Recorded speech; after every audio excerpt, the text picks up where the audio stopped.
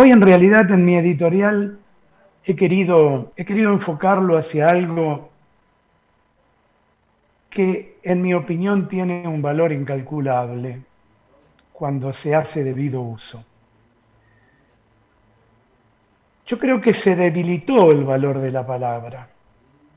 Las palabras ya no son lo que eran antes. Miren, decir independencia en los años que siguieron a la Revolución de Mayo era como izar una bandera. Nombrar a Rosas luego de Caseros, de la batalla de Caseros, era una provocación feroz de los que habían sido derrotados junto a él.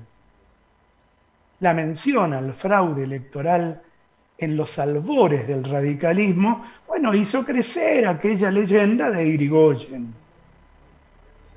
El peronismo, expresión mayoritaria popular luego del 46, se convirtió en el gran vocablo maldito luego del golpe del 55 y toda esa documentación fue borrada. Y antes y después hubo otros casos notables. Aquí y en el resto del planeta suceden cosas que no se apoyan en la palabra. Palabras que solas o en compañías de otra escandalizan a los guardianes de turno y movilizan a las fuerzas necesarias para quitarlas de en medio. Revolución, reforma agraria, justicia social, igualdad, derechos humanos, liberación, sonaban y el orden salía presuroso a perseguirlas. Las palabras tenían una dimensión casi física. Miren, Galileo Galilei tuvo que desprenderse de las suyas para no morir. Cristo no dijo las que hubiese evitado la cruz. Antes, amigos, las palabras andaban, a veces huían, a veces se plantaban en las calles y cada bando tenía la suya. Los años fueron pasando, se fueron esfumando las décadas y la modernidad un día se dio por muerta. No era cierto que el hombre convertido en el centro de todo lograría la victoria final de todas las especies de la mano de la ciencia y la racionalidad. Las guerras, los holocaustos, la inédita desigualdad cerraron ese capítulo. En ese proceso las palabras adquirieron una sustancia más liviana. En nuestro país, tras el fin de la dictadura y el retorno de la democracia, hasta Álvaro Alzogaray, que vemos en imagen, hablaba de justicia social. Y Carlos Menem quebró una marca en eso de prostituirlas cuando dijo que su gobierno, destructor del trabajo, de la producción, del Estado y de la soberanía, era de neto corte revolucionario. Nada más hipócrita, ¿verdad? Las palabras hoy no dicen todo por sí mismas. Uno se ve obligado a enterarse primero de quién las pronuncia o las escribe para saber cabalmente si dicen lo que en apariencia significan. Si expresan otra cosa o si son la nada misma. Las palabras así quedan en cierto modo ligadas a la credibilidad, a la conducta y antecedentes de sus emisores. Por supuesto que si hablamos de política, no abundan los hombres y las mujeres cuyas palabras nos conmuevan, ¿no? La imagen tiene allí a tres exponentes, el presidente Alberto, la vicepresidente Cristina y el gran panqueque Massa. Bueno, la patria es el otro, dice Cristina. Y es imposible no recordar en ese mismo instante su permanente desprecio por lo distinto. ¿Recuerdan la frase? Odié a López, dijo, refiriéndose al exfuncionario de los bolsos con millones de dólares que estuvo 2 décadas trabajando junto a los Kirchner. Pobre mujer, ¿no? Estuvo 8 años en la presidencia y nadie, sus jefes de gabinete, Alberto Fernández y Sergio Massa después, ni siquiera la oficina de inteligencia a su propio servicio, fue capaz de ponerla al tanto de lo que medio país ya sabía: corrupción generalizada. Enfrente, radicales, el PRO, la coalición cívica, disputándose candidaturas, y los libertarios con un Milei que vemos allí en pantalla y sus verborrágicas frases disparando palabras altisonantes que se van debilitando. Entre tanto histrionismo, es lógico que prospere el voto que en cada elección va detrás del mal menor, y el que se define no con un criterio de construcción de un nuevo polo de poder, sino con la meta de bloquear el avance de otro. En los costados de esta franja están los electores fieles de cada sector, pero los primeros, los que definen a ganadores y perdedores. Ellos son. La degradación de las palabras no es fenómeno inocuo. Implica siempre una degradación de la sociedad misma.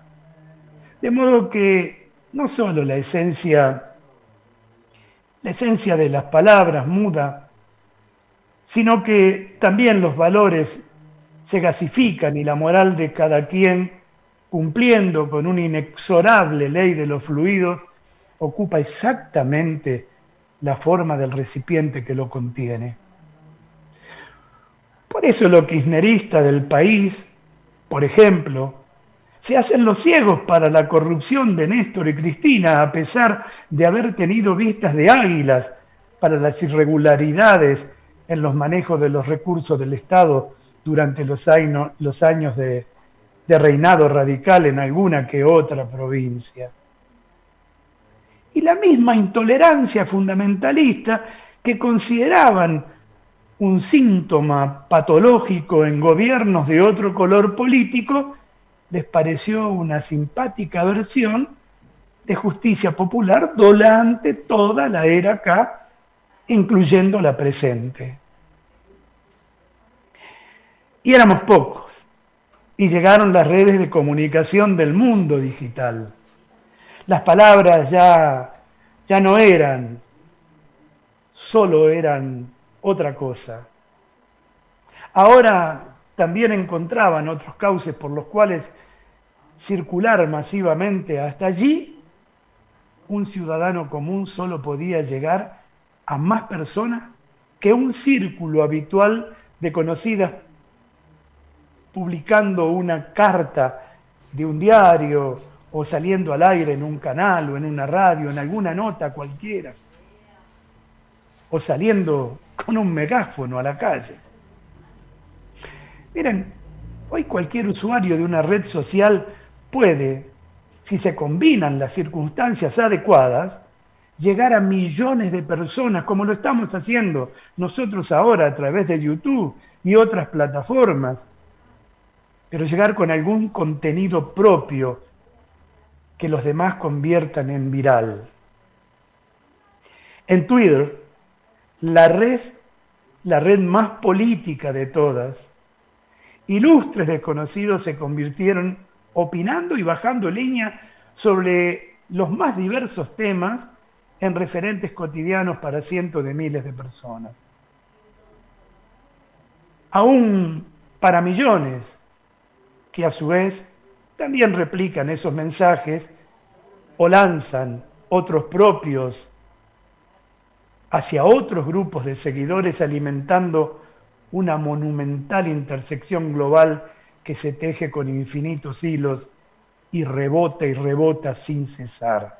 Esa experiencia diaria de millones, más la evolución propia de la historia nacional, le quitó lo poco que podía haberle quedado de sacralidad a la actividad política e institucional.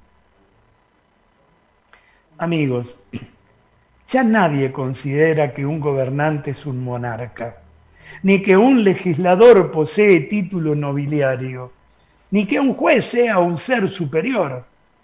Ya nadie se siente tocado por la construcción discursiva repleta de lugares comunes y afirmaciones inverosímiles que durante tanto tiempo se asociaron al hablar bien, entre comillas.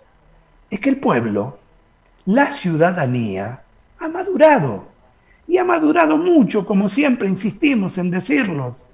En el fondo, muchas de las formas tradicionales de la comunicación política que se ven tan rozagantes en campaña, van dirigidas en buena medida a una sociedad que ya no está, ya no existe. Es otra la sociedad.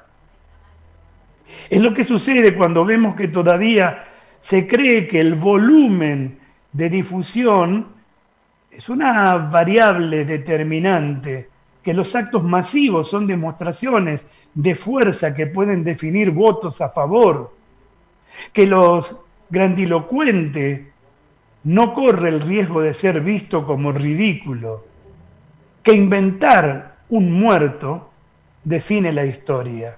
Ya no.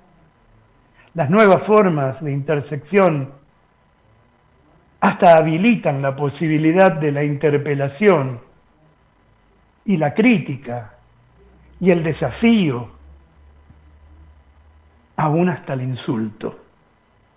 Directas en forma exclusiva a través de un hilo de Twitter a las autoridades, como puede verse en los perfiles de los personajes públicos, tanto sea en Facebook como en Twitter. Y así, en un instante, un posteo que pretendía impactar y sumar, no pocas veces se torna un boomerang que regresa y golpea en el medio de la nariz. Los dirigentes se van enterando de los cambios, hacen lo que pueden y buscan aprender los nuevos códigos. No por casualidad, Macri primero y Cristina después ahora hacen sus actos públicos con escenarios que lo ponen en la misma altura que su público. Las tribunas que ponían a los oradores allá en lo alto, como si conformasen un Olimpo, ya no están bien vistas. Los teléfonos inteligentes no descansan, aluviones de posteos nacen y mueren en cada instante. Por WhatsApp aparecen en cualquier momento el video hot de un intendente o la foto de una compra estatal directa bochornosa o el audio de un dirigente diciendo barbaridades del líder al que por los medios elogia. La información circula sin freno, gente. Por supuesto que mezclando lo verdadero, lo falaz, lo siniestro y a veces también lo esperanzador. De toda esa masa aluvional que desciende sobre la vida real como si fuese un arrasador río de montaña, surgen incontables decisiones. Entre ellas, la de a quién votar. Aunque aún falte mucho para los ciudadanos, no para ellos que ya comenzaron a postularse.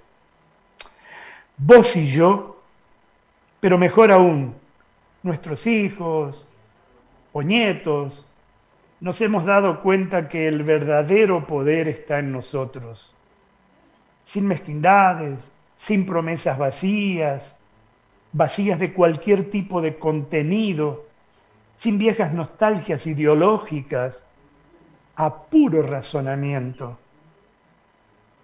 En 2023, amigos, vamos a elegir juntos por un futuro mejor. Vamos a elegir presidente, vicepresidente y además se van a renovar y tendremos que elegir 24 senadores en cada una de las provincias y 130 diputados nacionales, obviamente para ocupar el Parlamento. Yo les deseo que puedan hacerlo a conciencia. Yo les pido, les ruego que lo hagan a conciencia. Nosotros estaremos aquí, juntos en red, tan solo para darle nuestra opinión, como lo hacemos siempre, juntos, ustedes y nosotros.